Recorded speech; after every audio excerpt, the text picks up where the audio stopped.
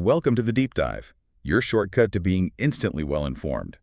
Today, we're pulling back the curtain on something really fascinating, yet often unseen.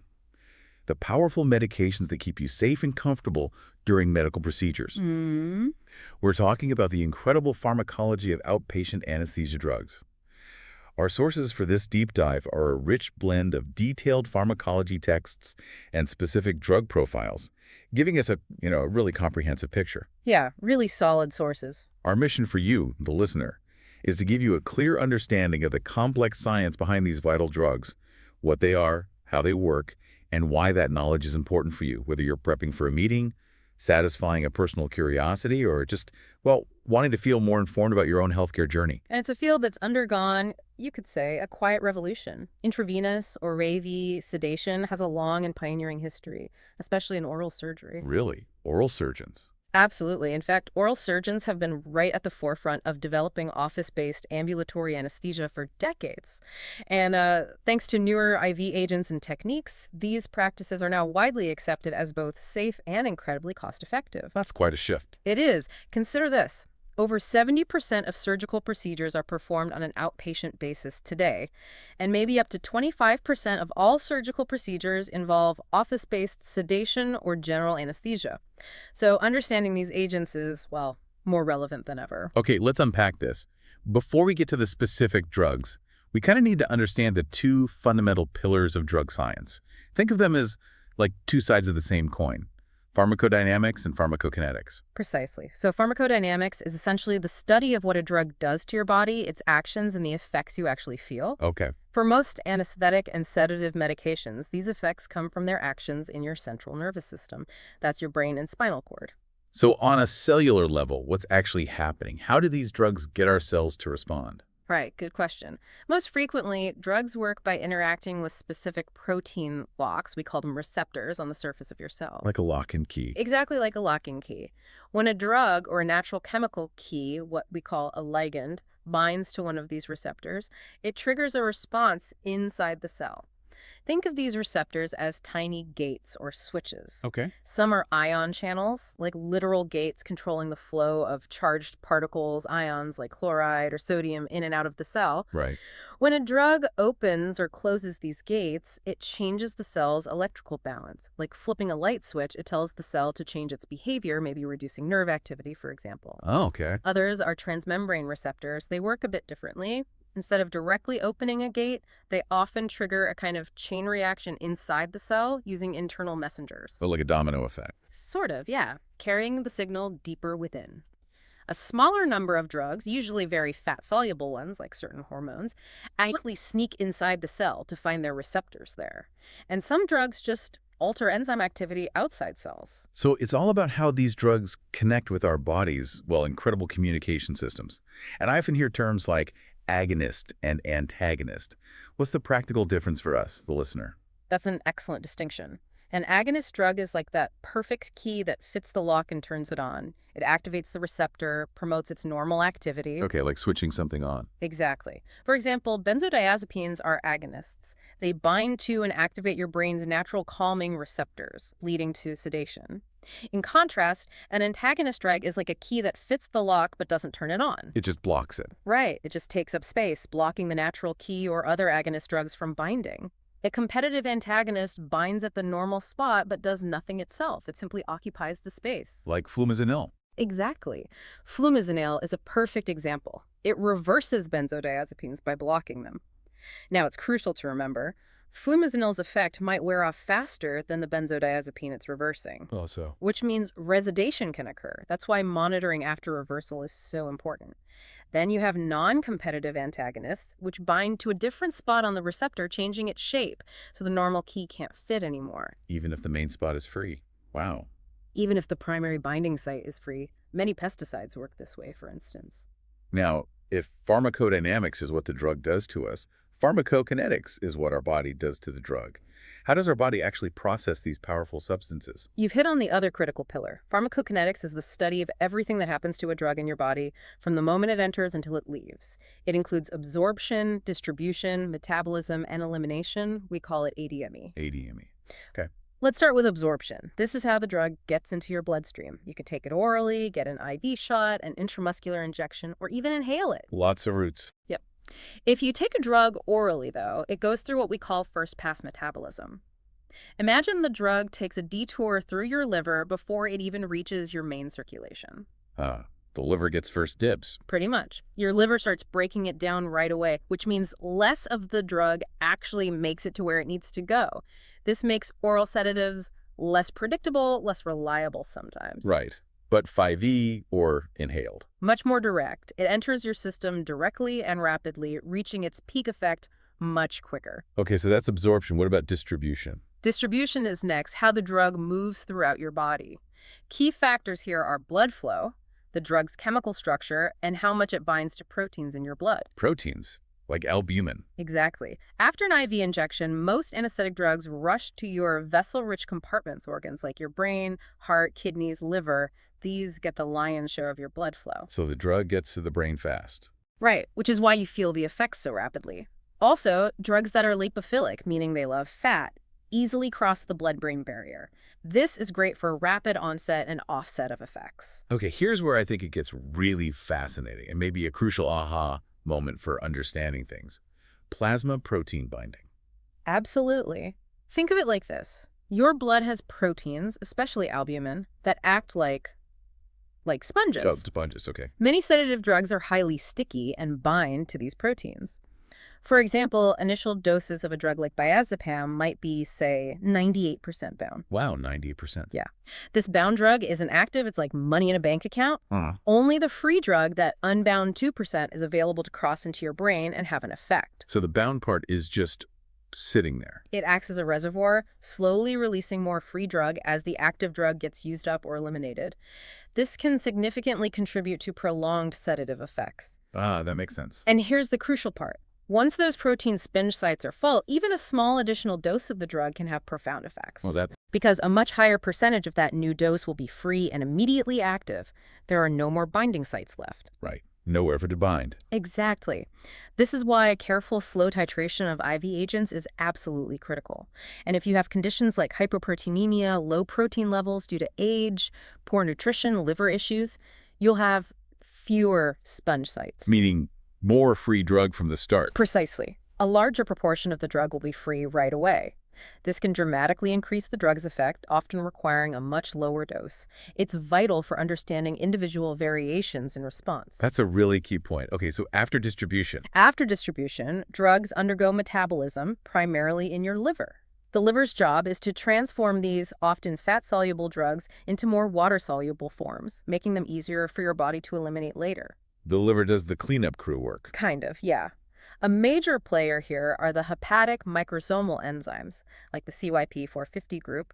Think of them as little metabolic factories. And their activity can be sped up or slowed down by other substances. Enzyme induction means if you're chronically exposed to certain drugs, these factories work overtime, breaking down other medications faster. So tolerance, basically. It can contribute to tolerance, yes.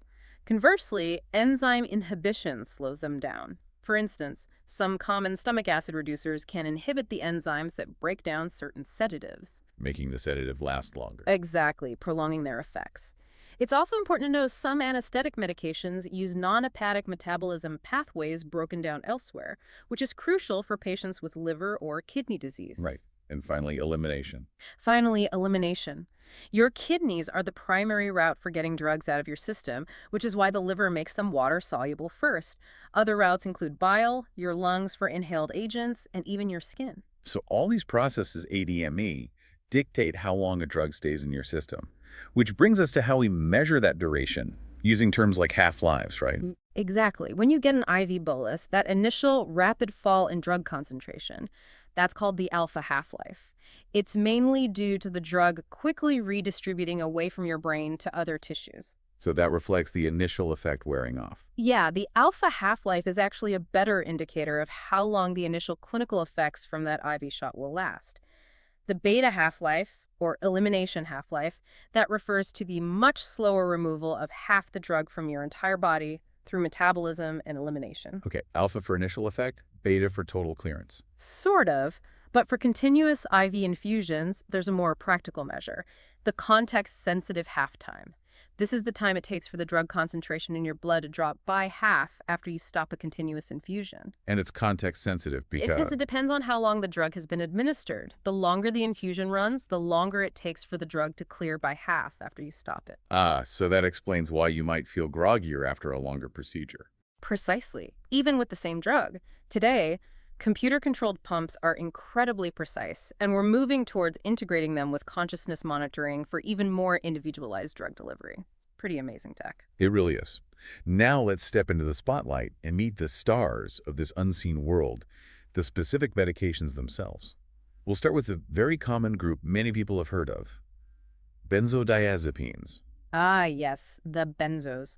They are indeed widely used in settings like oral surgery because they have a relatively high margin of safety, and importantly, we have a specific antidote, flumazenil, if we need to reverse their effects. What are their general effects? What would you, the listener, feel if you were given one? Well, their key effects include sedation, that feeling of calm and drowsiness, anxiolysis, which is anxiety reduction. Always helpful before a procedure. Definitely. And a fascinating effect called anterograde amnesia. This means you likely won't remember events that happen after the drug is given. Which many patients appreciate, I imagine. Oh, absolutely. It's a significant benefit. They also have muscle-relaxing properties and can help control seizures. But here's a crucial point. They do not produce analgesia. They don't relieve pain on their own. Okay, no pain relief, just sedation, anti-anxiety, amnesia. And muscle relaxation. They're used for everything from light preoperative sedation to deep sedation, even general anesthesia. When given alone and slowly titrated, they generally have minimal effects on your heart and breathing. But large bolus doses can induce unconsciousness and stop breathing. And even small doses, when combined with an opioid, well, they can create a dangerously magnified effect on breathing. That synergistic effect you mentioned. Exactly. 1 + 1 = much more than 2. It significantly increases the risk of respiratory depression. Very important to remember. So let's talk about some of the common ones. Diazepam, Valium, that's a familiar name. Diazepam, yes. It's very lipid-soluble, fat-loving. An IV injection can sometimes sting because of the solvent it's in. One of its defining characteristics is its very long elimination. Half-life could be anywhere from 24 to 96 hours. Wow, that's long. It is. And it also produces 2 active breakdown products, metabolites, that linger even longer, contributing to those prolonged sedative effects. So it hangs around. It really does. And here's where it gets really interesting, another aha moment. Imagine you've had a procedure, you feel fine, you go home, eat a fatty meal hours later, and suddenly the sedation kicks back in. Wait, really, hours later? Yes. This resedation can happen with diazepam. Active drug components stored in the body's fat can be re-released into your system by the process of digesting that fatty meal, recirculating, and potentially causing sedation to reemerge. That's wild, a true hidden persistence. It's why careful post-procedure instructions, especially about diet, are so vital. Now, in contrast, you have midazolam. Okay, how's that different? Midazolam is water-soluble, so it's a much more comfortable injection. It has a faster onset, much faster elimination, and a significantly shorter duration of lingering effects compared to diazepam. It's also about 2 to 3 times as potent. Faster and faster out. Pretty much. Because of its rapid action, respiratory depression is maybe more of a concern with midazolam after a quick IV bolus if you're not careful with dosing. It's very popular for short procedures in the office setting and can even be given orally, often preferred for kids. And the reversal agent, flumazenil. Right, flumazenil. That's the highly specific antagonist for benzodiazepine receptors. We use it to quickly reverse benzodiazepine sedation, or if someone becomes, say, excessively disinhibited, or if they experience respiratory depression when benzos are combined with opioids. But you mentioned its duration. Crucial point. Its effect typically only lasts about 30 to 60 minutes. So because the benzodiazepine's effects might last much, much longer. You might need more flumazenil later. Exactly. Redosing flumazenil may be needed.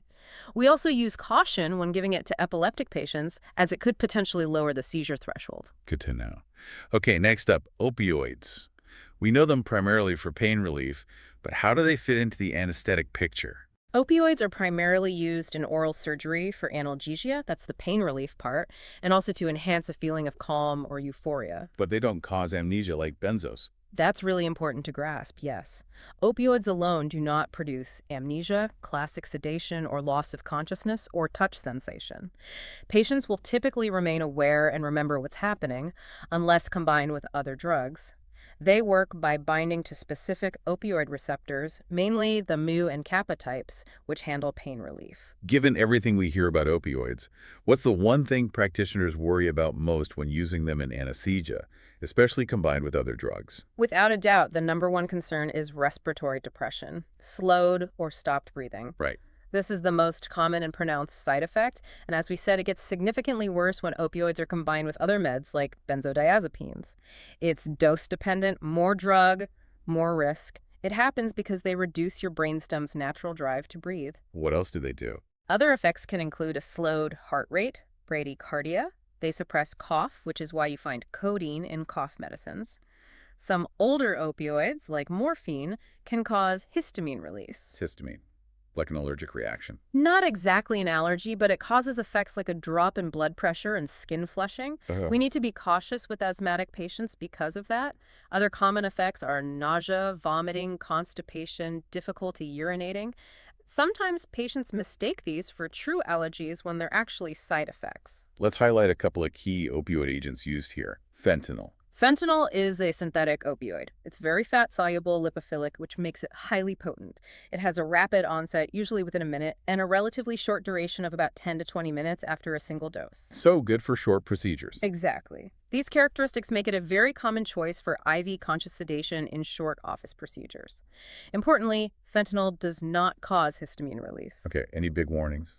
Yes, a critical safety point. At higher doses or with very rapid IV administration, fentanyl and its synthetic relatives can cause chest wall and glottic rigidity. The muscles literally lock up. Making it impossible to breathe. Yes, impossible for the patient to breathe or for a clinician to ventilate them. It's a serious emergency, treated immediately with naloxone, or sometimes a fast-acting muscle relaxant like succinylcholine. Wow, okay, what about remifentanil? Remifentanil is another synthetic fentanyl derivative, but with truly remarkable properties. It has an extremely rapid onset and an incredibly short duration of action. Its context-sensitive half-time is just about 4 minutes. 4 minutes? That's incredibly short. How? It's because it's broken down very quickly by common enzymes just floating around in the blood plasma, non-specific esterases. So its clearance isn't really affected by how well your liver or kidneys are working. What's the key takeaway for the listener there? What's absolutely vital for you to understand is that because its effects are so incredibly short-lived, postoperative pain will not be addressed by the remifentanil given during the procedure. So you need a separate plan for pain after. Absolutely. We must plan for other pain control methods after the procedure, but it's ideal for precise, easily adjustable, continuous infusions during surgery. And the opioid reversal agent, naloxone. Yes, naloxone, often known by the brand name Narcan. This is a pure opioid antagonist. It rapidly reverses both the dangerous respiratory depression and the pain-relieving effects of opioids. Any cautions with naloxone? Yes, it must be used with caution in patients who take opioids chronically, perhaps for chronic pain. Giving naloxone can trigger acute opioid withdrawal, which is very unpleasant, and in rare cases can even cause acute heart failure. Also, its duration is short, maybe 30 to 45 minutes. So like flumizanol. Exactly. The opioid might last longer than the naloxone, meaning redosing may be needed. Okay, moving on to induction agents. These are primarily used to start general anesthesia, right? Though some are used for sedation, too. Propofol seems to be the big one now. It really is. What's fascinating is how propofol has become one of the most popular sedative hypnotic drugs for ambulatory surgery. It's very fat-soluble, comes as that milky white liquid. And it works like benzos on GABA. Yes, it interacts with GABA receptors. At higher doses, it leads to amnesia and loss of consciousness. Propofol is incredibly versatile. It can be used for all levels of sedation and general anesthesia. A bolus can induce unconsciousness in 30 seconds. You can use intermittent doses for deep sedation or run it as a continuous IV infusion. You mentioned safety margin. Right. It does have a lower margin of safety compared to, say, benzos alone because the doses for different levels of sedation, light, moderate, deep, general, are quite close together. It's easier to unintentionally deepen sedation more than intended. Also, FDA labeling advises it should only be administered by trained anesthesia providers. What makes it so popular for outpatient stuff? It's rapid clearance from your blood. That leads to rapid awakening and less lingering grogginess or hangover effect. That's a huge plus for outpatient procedures. And patients seem to like it. They often do. Crucially, patients often report mild euphoria upon waking, which significantly boosts satisfaction. And it's also quite effective at decreasing postoperative nausea and vomiting, or PONV. These features make it incredibly appealing. You mentioned the sting on injection earlier. What about that? Yeah, that's a very common observation.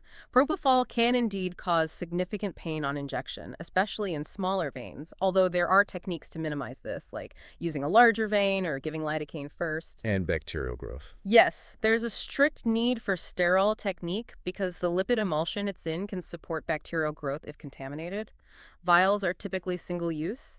And regarding allergies, while it contains lecithin derived from eggs, a history of egg allergy doesn't automatically rule it out. The usual allergen is egg albumin, which isn't in propofol. Good clarification. What about etomidate? Etomidate, its primary advantage, its main selling point really, is remarkable cardiovascular stability. It causes minimal changes in heart rate and doesn't weaken the heart muscle. So good for heart patients. Exactly. It's often reserved for patients with unstable heart conditions. A common side effect, though, is myoclonus involuntary muscle twitching or movements. Happens in over half of patients, but it can often be reduced with premedication. Okay. Now, ketamine. This one seems really different. What makes ketamine so unique? Ketamine truly stands apart. It induces a state we call dissociative anesthesia. The patient might look awake, eyes open, maybe darting around, but they're completely unresponsive to commands and unaware. Dissociative. Wow. How does it work? What makes it unique is that, unlike most other induction agents, it produces intense pain relief, strong analgesia, and it does not interact with those GABA receptors we keep mentioning. Instead, it acts mainly as an antagonist on different receptors, called NMDA receptors. And its effects on heart rate and blood pressure. Also unique, it tends to indirectly stimulate your sympathetic nervous system, the fight or flight system, leading to an increase in heart rate and blood pressure. So caution is needed with patients who have uncontrolled high blood pressure. Any other uses? Ketamine is also notable for its effectiveness when given as an intramuscular injection, which makes it useful for uncooperative adults or pediatric patients where starting an IV might be difficult. The downsides. A significant side effect can be emergence delirium during awakening. This can include vivid visual or auditory hallucinations, sometimes pleasant, sometimes quite disturbing. It's less common in children and at lower doses, and giving a benzodiazepine beforehand can help lessen it. Okay. You briefly mentioned barbiturates in the outline. Right, drugs like methylhexidil, historically significant but largely replaced by propofol now. They carry specific risks like severe tissue damage if accidentally injected into an artery, and methylhexidil can also cause involuntary movements. Mostly historical context now for outpatient use. Got it. Okay, from drugs injected into the bloodstream, let's shift to those you literally breathe in.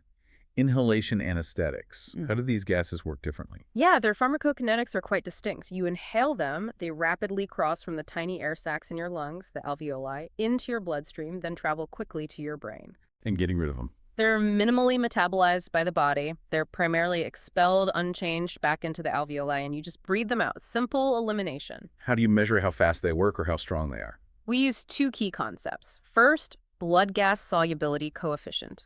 A lower number means the gas is less soluble in blood, doesn't stick much, so it saturates your blood faster, leading to a much quicker onset and offset of action. Faster in, faster out. Okay, lower solubility is faster. Right. Second, minimum alveolar concentration, or MSC. This is the inhaled concentration needed to prevent movement in 50% of patients in response to a surgical stimulus. It's essentially their effective dosage guide. And MSC values are additive. You can use lower amounts of two gases together. Let's start with the one most people probably know, nitrous oxide or laughing gas. Nitrous oxide, N2O. Colorless, odorless gas. Very commonly used in dental offices for anxiety relief and mild sedation, typically up to 70% concentration mixed with oxygen. Why is it so popular there? It's very quick onset and recovery. That's due to its very low blood gas solubility. It gets in and out fast.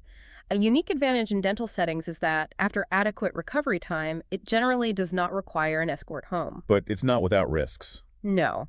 It's important to remember that unexpected respiratory depression or airway obstruction can still occur if N2O is added on top of other sedative agents. And at the end, we always give 100% oxygen for a few minutes Why, the pure oxygen. to prevent something called diffusion hypoxia. N2O rushes out of the blood back into the lungs so fast it can temporarily dilute the oxygen concentration there if you just switch back to room air. The 100% O2 prevents that dip. Okay. Are there people who shouldn't get nitrous? Yes. Crucial contraindications include patients with closed air spaces in their body. Think middle ear infections, severe sinus infections, certain lung conditions like COPD with bleeds, or even a recent eye surgery involving a gas bubble. Why is that? N2O can enter these closed spaces much faster than the nitrogen already in there can leave. This causes the space to expand, which can cause pain, pressure, or even rupture in some cases. Okay, that's important. Now, I've heard some, well, interesting and sometimes concerning stories about N2O use. What are the key precautions providers need to know? That's a really important point to address, especially regarding patient safety and trust. N2O has been known, although rarely, to induce sensory distortions, including sexual hallucinations, which have been predominantly reported in young women. That's serious. Absolutely. This is why it is an absolute and non-negotiable standard of care that an additional person, like a trained assistant, must always be present during N2O administration. No exceptions. Okay. Other issues. It can also worsen psychiatric symptoms in some patients. And from an occupational health standpoint, proper room ventilation and scavenging systems are essential to minimize N2O levels in the room air. Even low levels of chronic exposure have been linked to increased rates of spontaneous abortion in pregnant healthcare providers. Right, protecting the staff too. Yeah. Okay, shifting to the potent volatile agents, the heavy hitters for general anesthesia. That's a good way to put it. We're talking about isoflurane, sevoflurane, and desflurane mainly. These are the primary halogenated agents. They contain halogen atoms like fluorine or chlorine used for inducing and maintaining general anesthesia. What's a general effect these powerful inhaled agents have on the body? Well, all of these halogenated agents cause generalized cardiovascular depressant effects. They tend to lower your mean arterial blood pressure. Your heart rate might increase a bit at lower doses to compensate, but the overall effect is usually a drop in blood pressure. And breathing. They also cause a characteristic breathing pattern when you're breathing on your own under their influence, rapid and shallow breathing. Okay, now here's where it gets really critical for patient safety. Malignant hyperthermia. What exactly is that and why is it such a massive concern? Malignant hyperthermia, or MH, is a rare but potentially lethal genetic reaction. It's triggered specifically by all the halogenated inhaled agents we just mentioned, isoflurane, sevoflurane, desflurane, and historically halothane, and also by the muscle relaxant succinylcholine. So specific triggers, what happens? It involves a defect in a receptor within skeletal muscle cells. This defect causes an uncontrolled, massive release of calcium inside those muscle cells when exposed to a trigger. And that calcium flood causes. Sustained, excessive muscle contractions and a dangerously accelerated metabolism. The body goes into hyperdrive. The key early signs are a sudden and rapid increase in CO2 production. You'll see the monitor showing exhaled CO2 levels skyrocket, along with a very fast heart rate, tachycardia, rapid breathing to dyspnea, and developing muscle stiffness or rigidity. So a fever isn't the first sign. Crucially, no. An increase in body temperature is actually a relatively late sign. Clinicians must be vigilant for those earlier metabolic signs like the CO2 spike and heart rate changes. What was the treatment? It sounds like an emergency. It is a full-blown medical emergency. Immediate treatment involves stopping the triggering agent instantly, giving 100% oxygen, rapidly administering a specific antidote called dantrolene intravenously, and starting aggressive cooling measures, ice packs, cold fluids, whatever it takes. And the outlook. Even with prompt and correct management, there's still a significant mortality rate, maybe around 10%. And acute kidney failure is a common complication for survivors due to muscle breakdown products clogging the kidneys. It's something anesthesia providers are always prepared for, even though it's rare. Wow. Okay, finally, let's talk about the supporting cast, the essential medications that help the main anesthetic agents manage pain or deal with side effects like nausea. Right, the adjuvants. For perioperative analgesic medications, as we said, opioids are still a mainstay for pain relief during and after surgery. However, ketorolac-tromethamine, often known as Toradol, is currently the only IV NSAI non-steroidal anti-inflammatory drug available in the U.S. It offers a very effective alternative for many dental and oral surgical procedures. And its big advantage. A key advantage of ketorolac is that it does not cause opioid-related respiratory depression, nausea, or sedation. That's a huge benefit for patient comfort, recovery, and safety. So if ketorolac offers those benefits, are there any significant downsides or cautions? Why not use it all the time? Absolutely, it comes with critical cautions. Ketorolac inhibits platelet aggregation. It makes platelets less sticky, interfering with blood clotting. So bleeding risk. Exactly. This means it's usually given only after surgical bleeding is controlled, and it's generally avoided in surgeries with a high risk of postoperative bleeding. It can also cause life-threatening bronchospasm, a severe asthma attack, in patients who have a known history of asthma or an aspirin allergy. Okay, asthma and aspirin allergy are key warnings. Yes. And because NSAIDs can affect kidney function by blocking certain natural protective chemicals called prostaglandins, caution is needed for patients with existing kidney problems like those with heart failure, dehydration, or cirrhosis. It can potentially lead to acute fluid retention or worsen kidney function. Got it. Now, neuromuscular blocking medications, muscle relaxers, what's their role? Their main role is to provide profound relaxation of your skeletal muscles during surgery. This is essential for certain procedures, like placing a breathing tube, tracheal intubation, or just to prevent any patient movement during very delicate surgery, or even a small twitch could be a problem. Succinylcholine, or SG, you mentioned it triggers MH. It sounds like an interesting drug fast acting. Indeed, SG is unique. It's the only depolarizing muscle relaxant currently used clinically. It stands out for having the fastest onset, usually within 30 to 60 seconds, and the shortest duration, typically 5 to 10 minutes, among all neuromuscular blockers. Great for quick procedures like intubation. Good side effects, besides the MH. Yes. Notable side effects include common postoperative muscle aches, almost like you had a hard workout. Also, a transient increase in plasma potassium levels. This small increase is usually fine, but it can be significantly higher and potentially dangerous in patients with certain conditions like major burns, spinal cord injuries, or neuromuscular diseases, especially if the injury occurred more than 24 hours prior. In these cases, SCH is generally contraindicated. And yes, as we stressed, it's a known trigger for malignant hyperthermia. Are there other muscle relaxers that don't trigger MH? Yes, the non-depolarizing agents, like rocuronium, vecuronium, these work differently and do not trigger MH. They generally have a longer duration of action, though rocuronium has the fastest onset within this class. These often require specific reversal drugs called anticholinesterases, like neostigmine, to wear off their effects promptly. Reversal for the reversal. Not quite. Reversal for the muscle relaxant. But the anticholinesterases themselves have side effects, like slowing the heart or increasing saliva. So they are always given together with an anticholinergic medication, like glycopyrrolate, to block those undesirable side effects. It's a balanced reversal. Okay. Last category. Antiemetic medications. The nausea fighters. So common after surgery, right? Postoperative nausea and vomiting, PONV, is unfortunately very common, yes. Certain patient groups are more susceptible: females, obese individuals, anyone with a history of motion sickness or previous POND. Certain surgeries also carry higher risk, including oral surgery, often due to swallowed blood and secretions irritating the stomach. And the anesthetic drugs themselves can cause it. They sure can. Common triggers include N2O, the potent inhaled anesthetics, opioids, a big one, and ketamine. How does the body trigger vomiting? Is there a central switch? There is. The key player is the chemoreceptor trigger zone, or CTZ, located in your brain's medulla. This area is interesting because it lacks the usual protective blood-brain barrier. So it's easily stimulated by things in the blood. Exactly. It gets easily stimulated by chemical triggers circulating in your bloodstream, including many anesthetic drugs or toxins, and then it sends signals to the vomiting center. So how do the anti-nausea meds work? Fortunately, we have many effective antiemetic medications that work by blocking various receptors in the CPZ or other related pathways. Common classes include dopamine blockers, serotonin blockers, like ondansetron, Zofran, very common, antihistamines, and anticholinergic medications like the scopolamine patch, often applied before surgery. Even a steroid, dexamethasone, given during surgery has been shown to significantly decrease PONV. And you mentioned propofol earlier. Right.